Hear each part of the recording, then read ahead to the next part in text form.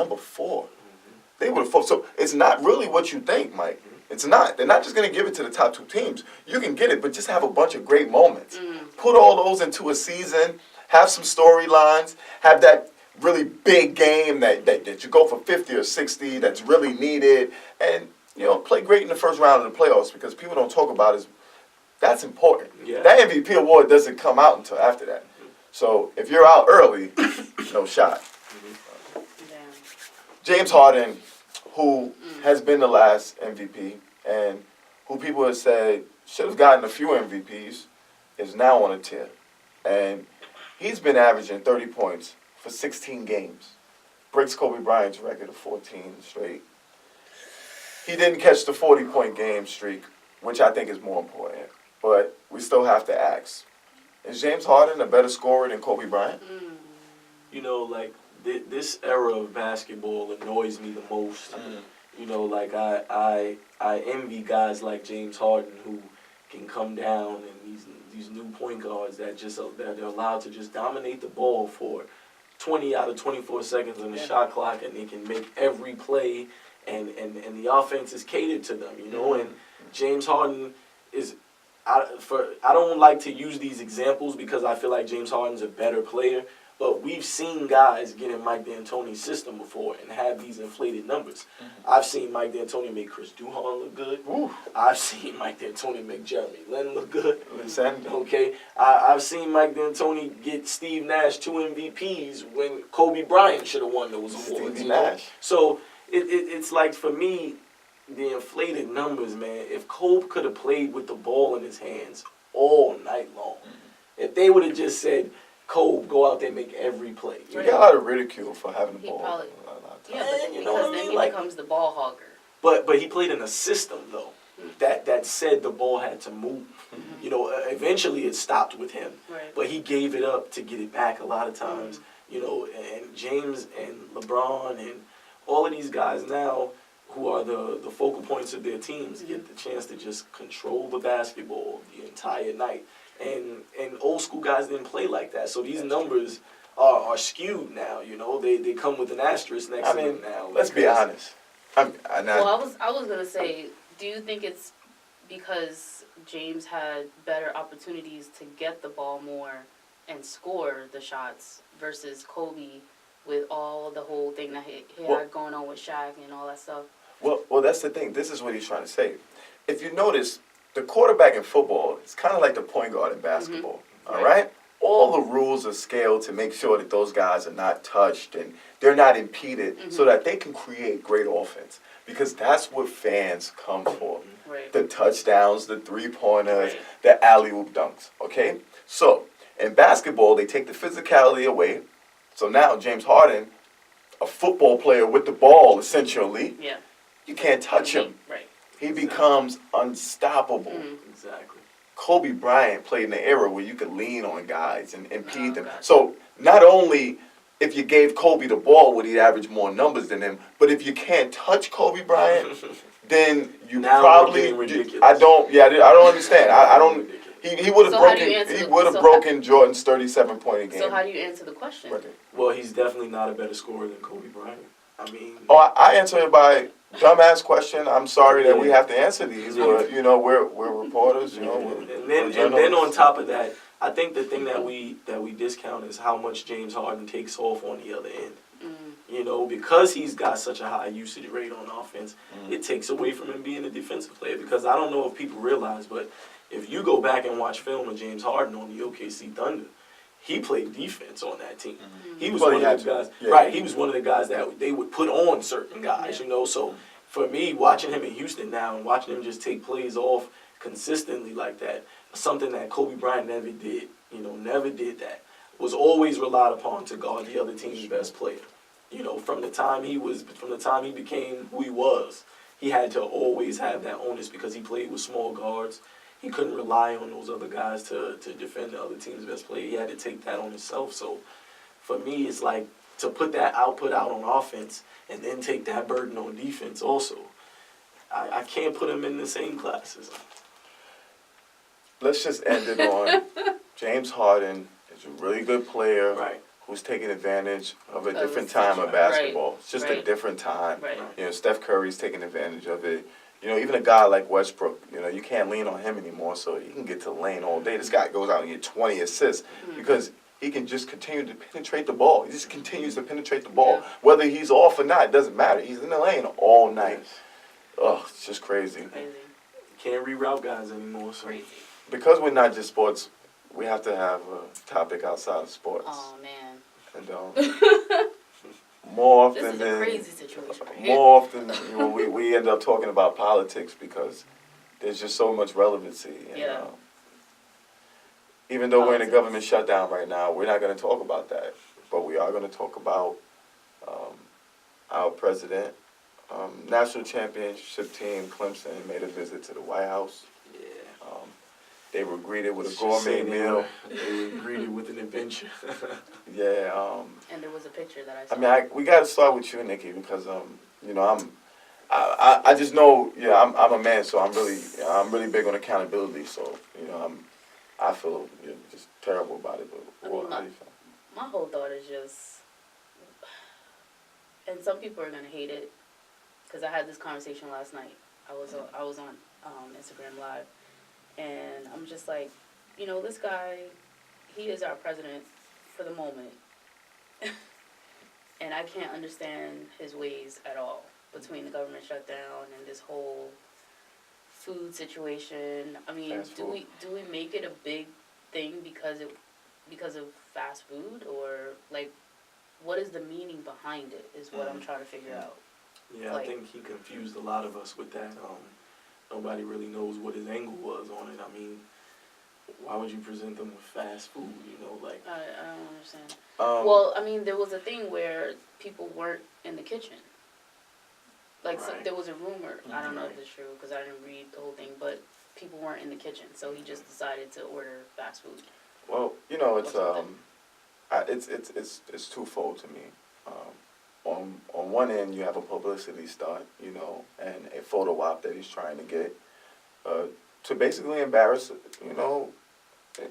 a bunch of young people. But I don't understand it. It's For me, Didn't they win? yeah. I've lived in New York all my life, so I've watched, you know, Donald Trump, Yeah. be Donald Trump. I've actually seen him, you know, in his natural habitat, you know, being Donald Trump. So I know that he's, you know, a bigot. You know, I know that he's a racist. I know that he doesn't, you know, have empathy and, you know, understanding about, you know, less fortunate people. Let's be honest. Clemson is not less fortunate. These guys eat great. You know, they have $1 million, you know, program. They travel, you know, in private, you know, charters, Not to and mention they that you eat get extra gourmet money for meals. winning the national Yeah. championship. So trust me, that was probably guilty pleasure. You know, just a way for them to eat But something I that they think- never eat. I think it brings a bigger Definitely question very unclassy. into the picture, though. I think that we have to take a look at the fact that how many of those Clemson players maybe didn't want to go to the White House that day, and you know were kind of like forced to go there and be made a mockery of like that. Yeah, there was talk. Of course, there was talk of Right, that on you Twitter, know, and because that college guys are not allowed to speak on issues like that. Exactly, You know, and I I was a think college that's- athlete, and part of my scholarship was, you know, I speak when they tell me to speak. You know, I do interviews when they tell me to interview. I'm famous for getting out. I was kicked off of my basketball team because of an interview I had after the Big East tournament, and I was honest about something my coach did. So I remember that. it just shows, you know, how you're censored in college, so you can't expect for those guys to speak up. But I did see on Black Twitter, which I you know, tune into, because it's honesty there, you know, it's transparency, it's just full disclosure. And, you know, the players were told that you had to go.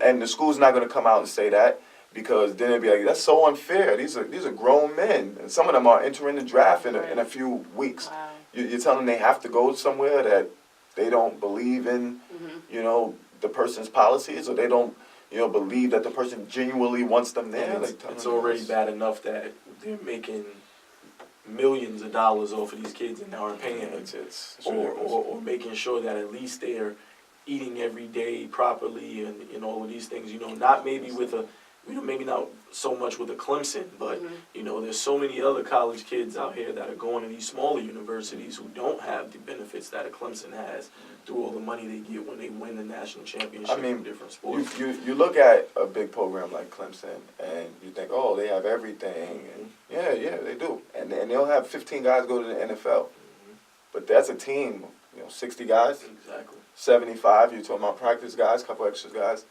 All those guys are not going to go to the NFL. So a lot of those guys are going to get injured and be banged up, ACL, MCL, shoulder separation, and they're not going to, be able to reap the benefits of any of that, and I've heard people say all my life, you get a scholarship, you should be happy, and, that's enough, but it's not enough. Yeah. A lot of nights I would leave basketball games and, I just played on television and there were 20,000 people in the arena. But I'd be like, man, what am I going to eat tonight? I get $5. Fast food. You know what I mean? It's like the teams don't think the second thought about it. Like they don't care, essentially. So you have to benefit from this in some kind of way, because that's the one thing that we don't talk about. All the people who sacrificed and played college sports and got injured, or I remember Marcus Lattimore, running back from South Carolina, had a promising NFL career ahead of him. He comes out and plays in his senior year, tears his knee apart, and career's done, and now he didn't get $1. He's got to go get a real job. And the university's not going to give you a $1 million stipend, take care of you for the next couple of years while you recover emotionally, physically. A lot of these guys are addicted to pain medications after college. Yeah. Just trying to get themselves and their body together to play because they're under so much pressure. And if you don't make that NFL, what else is there for you? Canadian football? I'm serious. You're laughing. That's what does they have? Look at Manziel. AFL, arena football. The options aren't great, and the pay is definitely not great. But you got guys that love the sport, and just like basketball with the ABA. I played in the ABL. I played semi-pro. Went overseas, and it's a grind when you love a sport and you want to do something. As long as you can do it, and that's everybody's right. You should be able to play, and there should be avenues for everybody to do that. That's why I left the coaching in JBA this year. I definitely wanted to open up new doors for people. Be one of those guys that usher in new things for the next generation. I hope something happens with that. I haven't heard much, but I think my only question would be, what if it was like some lobster on this side and burgers on this side? Would it still be a big thing? I don't think it would be as big a thing. No, I think that would be fair. That would be, right, and that's what everyone's asking for with him. When you're up in your rallies and you're jumping up, you're only talking about half of the country. You're supposed to be the president for everyone. Right. And then when you want to do stupid things like talk about African countries or put up fast food for a predominantly black team, you're basically shitting on one side. So just have some type, like I said, empathy. Have a few selections of things. Right. And if you want to put some fast food over there in the corner, put some fast food over there in the corner. For the guys who want to be, show the kids selfish and eat a little fast food. It's their first time in the White House. Come on. Yeah, come on. Show the kids. It's got to be a 5-star meal. What if he wouldn't feed that to Putin. I'm not touching that. That's crazy that he would treat him better than his own country. He wouldn't feed that to him. Come on, man. If he ever came to the White House, it'd be a gourmet meal, man. How many courses, man? Let's make sure you put the forks everywhere they're supposed to be, the knives everywhere they're supposed to be, napkins.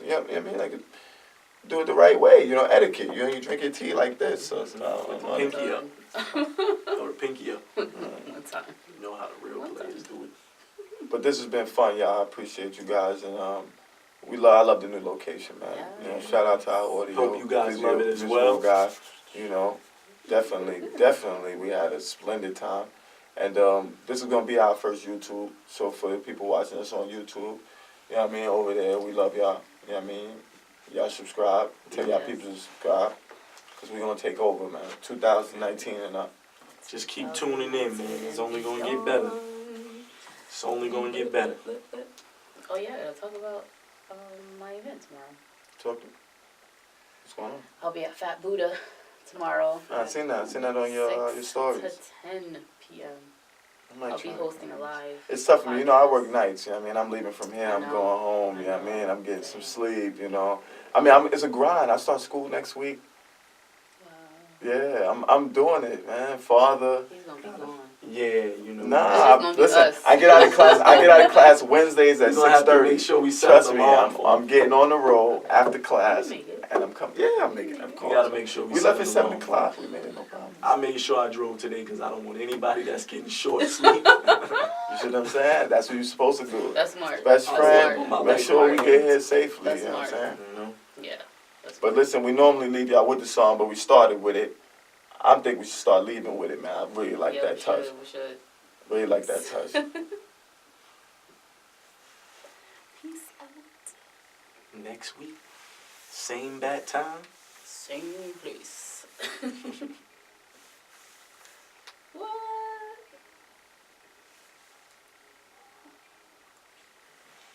It's the trifecta. It's a trifecta. Mm, See if everybody can hear it. You probably can't hear it. What the hell, man? oh, mine say.